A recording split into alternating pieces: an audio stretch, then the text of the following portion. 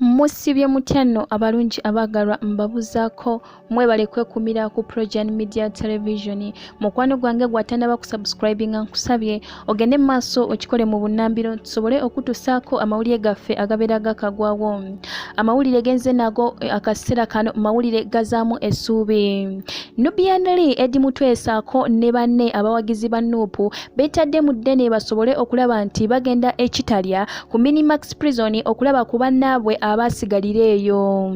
Mikwano gyange kinajjukirwa nti mu biseera bya campaign mujjukira bulungi omwaka ogwedde nga gunatera okuggwako nti abaana ba Nuupu bakwatibwa ne basibibwa abamu ne bakubibwa bubi nnyo mu kiseera ekyo.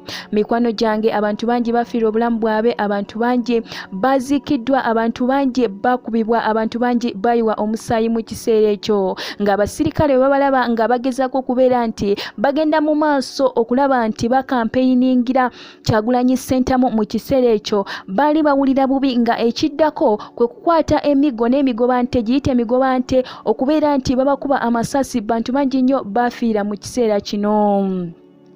Naye ekisinga okuzaamu essuubi Nubian Lee ng'ayita ku mukutu gwe ogwa Facebook giyite Facebook ye yagenze n'agamba bw'ati. Yagambye nti newankubadde nga waliwo omwoyo okugenda mu maaso okugaana enkyukakyuka nga guyita mu mukulembeze w'eggwanga eyeefudde nti buli kimu yakimanyi, eyeefudde nti buli kimu kiri mu mikono gye, bo nga bo tebagenda kuzikiza kubanga bagenda kola ekisoboka okulaba nga waliwo enkyukakyuka ey'amaanyi ebeerawo. Yagenze mu maaso n'akakasa nti enkola ya bail ey'okubeera nti bajjawo bail n'okugjawo enkolagana wakati w'abaana bavuganya gavumenti bo tebagitidde.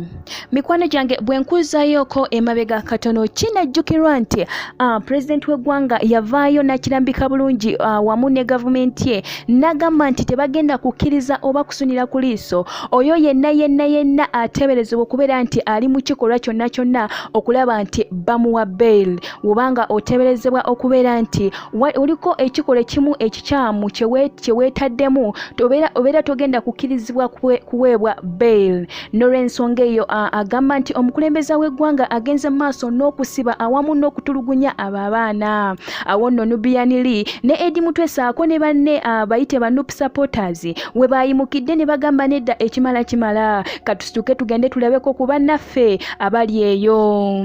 Mikwano gyange mmwe abeekuumira ku Progen Media Television muli ba miwendo nnyo, tujja kuba tubatuusaako amawulire gaffe mu bunnambiro. Weekuumire waneeno tovaawo, beera wano ku televisioni yaffe Enganzi.